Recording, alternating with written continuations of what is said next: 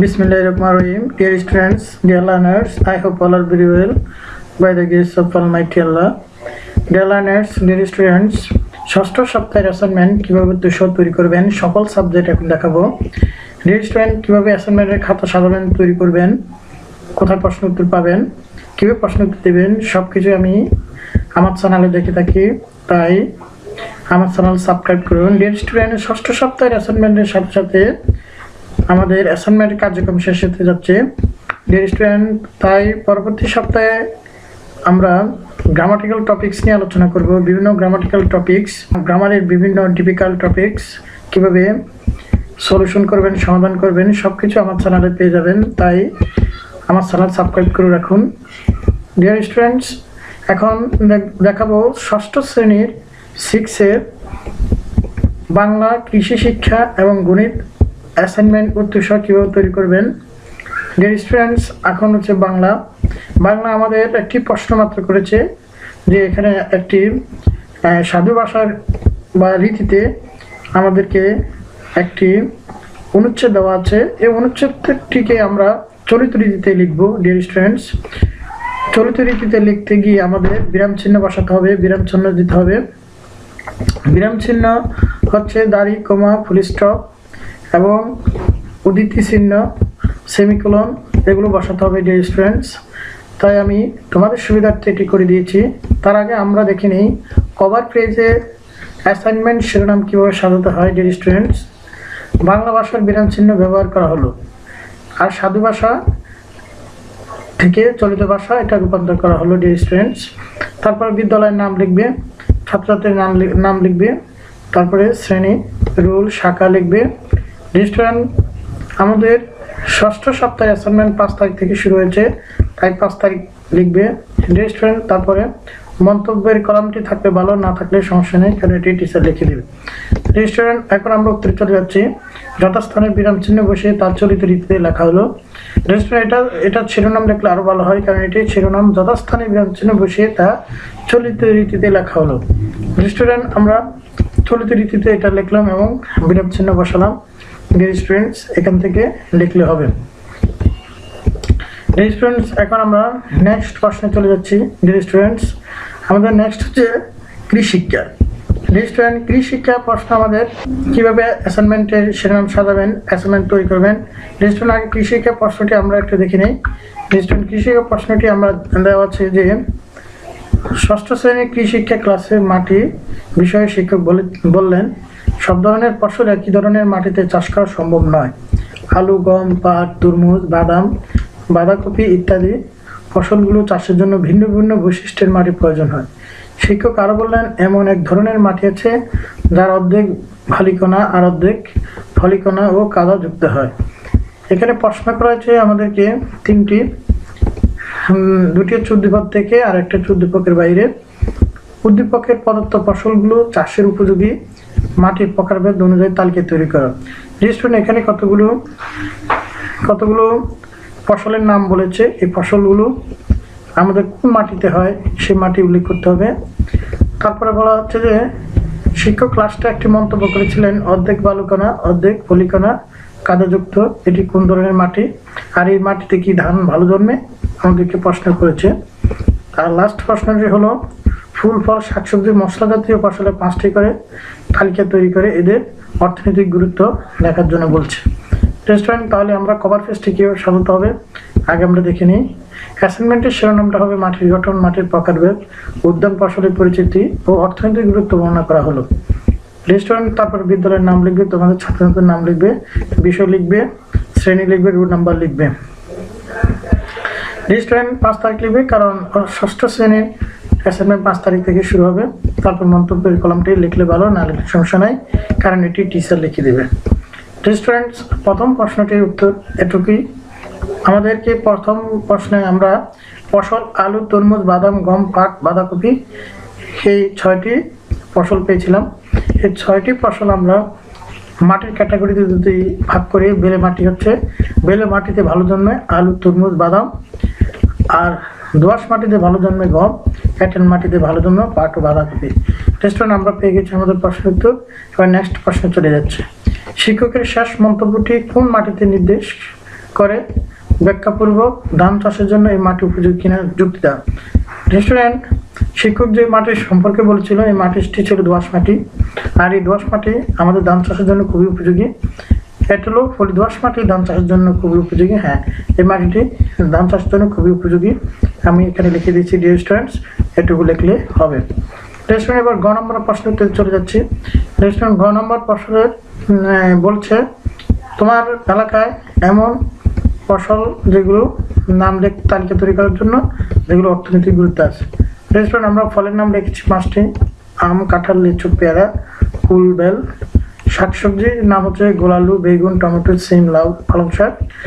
মশলা জাতীয় হচ্ছে মরিচ, পেঁয়াজ, আদা, হলুদ, রসুনও দেখতে পারো রেস্টুরেন্ট। ফুল হচ্ছে গাঁদা, গোলাপ, জবা, টগর, বেলি, কসমস, ডালিয়া। রেস্টুরেন্ট এগুলো হচ্ছে আমাদের প্রশ্ন অনুযায়ী আমরা তালিকা তৈরি করে দিয়েছি। এবার এদের অর্থনৈতিক গুরুত্ব। রেস্টুরেন্ট এদের অর্থনৈতিক গুরুত্ব অবশ্যই আছে, আমরা অর্থনৈতিক গুরুত্ব এখানে তুলে ধরলাম। রেস্টুরেন্ট, তারপরে এইটুকু লিখতে হবে অর্থনৈতিক গুরুত্ব রেস্টুরেন্টস।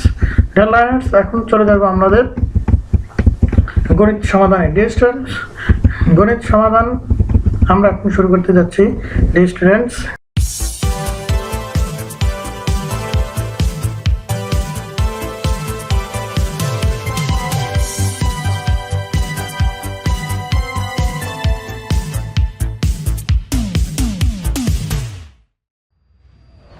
Bismillahirrahmanirrahim.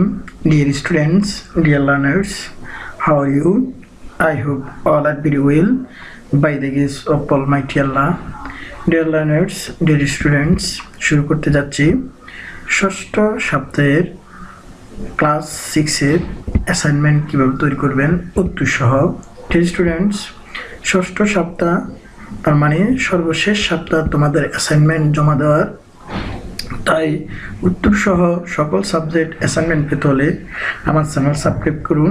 ডিয়ার স্টুডেন্ট, যেহেতু ষষ্ঠ সপ্তাহে অ্যাসাইনমেন্ট শেষ হতে যাচ্ছে, তাই গ্রামারের কোনো টপিকস, গ্রামারের কোনো ডিফিকাল্ট টপিকস, কোনো সমস্যা যদি থাকে আমার চ্যানেল দেখবেন, কারণ আমার চ্যানেলে গ্রামার নিয়ে আমি টিউটোরিয়াল তৈরি করি। ডিয়ার স্টুডেন্টস, আমি বরাবর মতো কীভাবে অ্যাসাইনমেন্টের খাতা সাজাবেন, তৈরি করবেন, কোথায় প্রশ্ন উত্তর পাবেন এবং কীভাবে প্রশ্ন উত্তর দেবেন দেখিয়ে থাকি। স্টুডেন্টস, ষষ্ঠ শ্রেণীর ক্লাস 6-এর ষষ্ঠ সপ্তাহের বাংলা, গণিত, কৃষিকে অ্যাসাইনমেন্ট এই সপ্তাহে করতে হবে। স্টুডেন্ট, গণিত সাবজেক্টে আলাদাভাবে অ্যাসাইনমেন্ট তৈরি করেছি, তাই এখন গণিত সাবজেক্ট অ্যাসাইনমেন্ট উত্তর সহ কীভাবে তৈরি করবেন দেখানো হবে। স্টুডেন্টস, এই হচ্ছে আমাদের গণিত প্রশ্ন। আমরা দেখেছি গণিত প্রশ্নের ক্যাটাগরি সংক্ষিপ্ত প্রশ্ন। ডিয়ার স্টুডেন্টস, 3টি সংক্ষিপ্ত প্রশ্ন দেওয়া হয়েছে। এই 3টি সংক্ষিপ্ত প্রশ্নের আন্ডারে আরও অনেকগুলো প্রশ্ন আমরা দেখেছি। ডিয়ার স্টুডেন্টস, বীজগণিত, রাশিমালার অঙ্ক এবং পরিসংখ্যান অঙ্ক, এটি অঙ্ক রয়েছে। ডিয়ার স্টুডেন্টস, আমি সবগুলো অঙ্করই সমাধান করার চেষ্টা করেছি। ডিয়ার স্টুডেন্টস, তাহলে আমরা চলে যাচ্ছি আমাদের অ্যাসাইনমেন্টের কাজ করার জন্য। ডিয়ার স্টুডেন্টস, এখন দেখাবো কিভাবে অ্যাসাইনমেন্টের কভার পেজ সাজাবেন, কভার পেজে কী কী তথ্য লিখতে হয় সুন্দরভাবে দেখাবো। ডিয়ার স্টুডেন্টস, অ্যাসাইনমেন্টের শিরোনাম লিখতে হবে কভার পেজে। অ্যাসাইনমেন্টের শিরোনামটি হবে বীজগণিতীয় রাশির যোগফল, যোগ, বিয়োগ এবং গণিতের চিত্র অঙ্কন। তারপরে অবিন্যস্ত উপাত্তের গড় ও মধ্য প্রচুরক নির্ণয়। স্টুডেন্টস, তারপরে বিদ্যালয়ের নাম লিখবে, তোমাদের নাম লিখবে, বিষয় লিখবে, শ্রেণী লিখবে, তারপরে শাখা লিখবে, তারপরে তারিখ লিখবে। ডিয়ার স্টুডেন্টস, তারিখটি অবশ্যই আমাদের 5 তারিখ হবে, কারণ ষষ্ঠ সপ্তাহের অ্যাসাইনমেন্ট 5 তারিখ থেকে শুরু হবে। ডিয়ার স্টুডেন্টস, তাই আমরা তারিখটি 5 তারিখ লিখব। ষষ্ঠ সপ্তাহের অ্যাসাইনমেন্ট 5 তারিখ থেকে শুরু হবে। ডিয়ার স্টুডেন্টস, তারপরে আমরা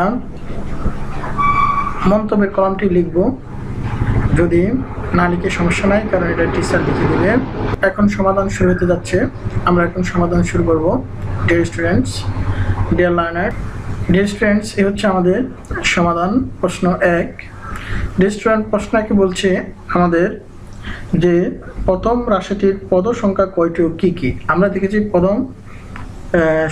প্রথম রাশির পদ সংখ্যা হচ্ছে 3টি। এই পদগুলো হচ্ছে এই তিনটি ডিয়ার স্টুডেন্টস। তাহলে আমাদের ক নম্বর উত্তর হয়ে গেল। এবার হচ্ছে খ নাম্বার। ডিয়ার স্টুডেন্ট, খ নাম্বার বলছে রাশি তিনটির যোগফল নির্ণয় করা। ডিয়ার স্টুডেন্ট, তিনটি রাশি আমাদের যোগ করার জন্য বলছে। আমরা তিনটি রাশি এখানে যোগ করেছি ডিয়ার স্টুডেন্টস।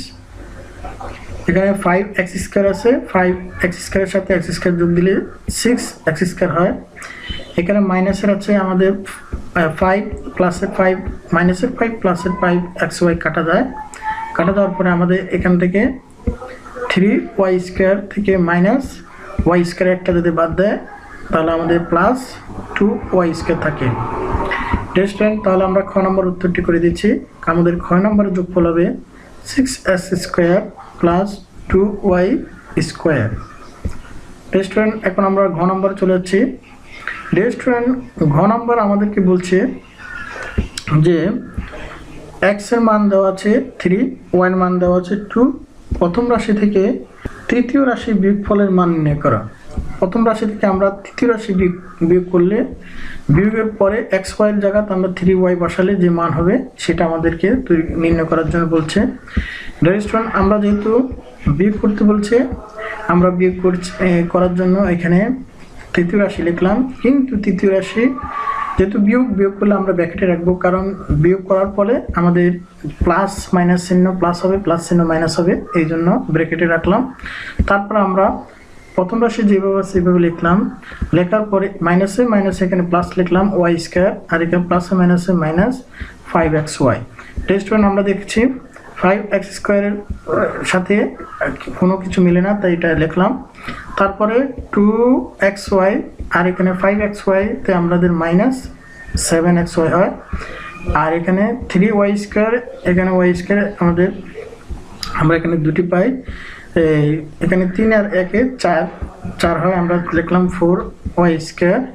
এখন আমরা মান বসালাম, x এর মান 3 বসালাম, y এর মান 2 বসালাম। বসাই আমরা দেখলাম এখানে 3 × 3 = 9, 5 × 9 = 45 হয়, আর 3 × 2 = 6, 6 × 7 = 42 হয়, 4 × 4 = 16 হয় এখানে ডিয়ার স্টুডেন্টস। তাহলে আমরা দেখলাম এখানে 61 থেকে 42 বিয়োগ হলে আমাদের 19 হয়। ডিয়ার স্টুডেন্ট, তাহলে আমরা অঙ্কটি করেছি নির্ভুলভাবে, 19 হবে রেজাল্ট। এখানে বলছে আমাদের প্রশ্ন নম্বর 2। প্রশ্ন নম্বর 2 বলছে যে এবিসি কোণ দেওয়া আছে 60 ডিগ্রি। আমাদের একটা এবিসি কোণ 60 ডিগ্রি দেওয়া আছে। 60 ডিগ্রি একটি কোণ আঁকতে হবে ডিয়ার স্টুডেন্ট চাঁদার সাহায্যে। তুমি চাঁদা নিবে, চাঁদা নিয়ে বসালে এভাবে যখন দেখবে 60 ডিগ্রি, তোমার এই চাঁদাতে 60 ডিগ্রি মেপে একটা 60 ডিগ্রি অঙ্কন করবে। 60 ডিগ্রি কোণ এভাবে অঙ্কন করবে ডিয়ার স্টুডেন্ট, এখানে করে দেওয়া হয়েছে। তারপর বলেছে যে এই ত্রিভুজটাকে সমদ্বিখণ্ড করতে হবে কম্পাস এবং রুলের সাহায্যে। আমরা এখানে রুলের সাহায্যে কম্পাস সাহায্যে সমদ্বিখণ্ড এডি করলাম, দেখিয়ে দিলাম ডিয়ার স্টুডেন্টস। তারপরে আমাদের বলেছে যে অঙ্কনের চিহ্ন বিবরণ, এইভাবে কিভাবে আমরা অঙ্কন করলাম বিবরণ দিতে বলছে। আমরা বিবরণটা দিয়েছি ডিয়ার স্টুডেন্ট, এইভাবে আমরা অঙ্কন করেছি, আমরা বিবরণটা দেওয়া হয়েছে এখানে, এই বিবরণটা দিলে হয়ে যাবে ডিয়ার স্টুডেন্টস। তারপর আমরা চলে যাচ্ছি আমাদের লাস্ট প্রশ্নে। আমাদের লাস্ট প্রশ্ন হচ্ছে পরিসংখ্যানের বলছে কিছু উপাত্ত দেওয়া আছে। উপাত্তগুলো বিন্যস্ত করা হলো, মানে সাজানো হলো। আমরা উপাত্তগুলো সাজালাম ডিয়ার স্টুডেন্টস। আর উপাত্তগুলো গড় বাইর করার জন্য বলছে ডিয়ার স্টুডেন্ট। আমরা জানি উপাত্তগুলো সবগুলো সমষ্টি দিয়ে ওই পদ সংখ্যা দ্বারা যদি ভাগ দেয় তাহলে আমরা উপাত্তের গড় পেয়ে যাব। আমরা উপাত্তগুলো লিখলাম, লেখার পরে যোগ করলাম, 636 হয়েছে। 636কে যদি আমরা 13 দ্বারা ভাগ দিই আমাদের 48.92 হয়। আমাদের গড় বের হয়ে গেছে ডিয়ার স্টুডেন্টস। গড় বের করার পরে আমরা তারপরে দেখব গ নম্বর বলা হচ্ছে ডিয়ার স্টুডেন্টস যে উপাত্তগুলোর মধ্যক ও প্রচুরক নির্ণয় করার জন্য বলছে। আমরা মধ্যক বাইর করার জন্য পদ সংখ্যা কয়টি আছে সেগুলো দেখতে হবে। পদ সংখ্যা হচ্ছে আমার 13টি। এটা হচ্ছে বিজোড় সংখ্যা। বিজোড় সংখ্যাকে আমরা যদি 2 দ্বারা ভাগ দিই তাহলে আমাদের মধ্যক হয় 6.5। তাহলে আমরা 6.5 ও 7.5তম পদে হবে মধ্যক। তাহলে আমরা 6.5তম পদ হচ্ছে 47, 7.5তম পদ হচ্ছে 47। তাহলে আমাদের মধ্যক হবে এখানে 47 রেস্টুরেন্টস, মধ্যক এখানে 47। আর আমরা প্রচুরক বাই করার জন্য যে সংখ্যাটি বেশিরভাগ আছে সেটি প্রচুরক আমরা দেখেছি 45 অনেকবার আছে, 45 সর্বাধিক 3বার আছে, তাহলে এটা প্রচুরক 45। রেস্টুরেন্ট আমরা বের করেছি প্রচুরক, মধ্যক, নির্ভুলভাবে রেস্টুরেন্ট, এটা হচ্ছে উত্তর। রেস্টুরেন্ট তোমাদের সুবিধার্থে আমি আবার অঙ্কগুলো একটু দেখিয়ে দিচ্ছি।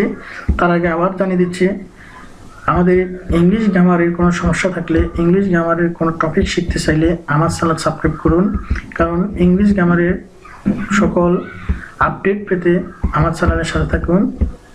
আমার চ্যানেল সাবস্ক্রাইব করুন। রেস্টুরেন্ট আমি অঙ্কগুলো আবার দেখিয়ে দিচ্ছি।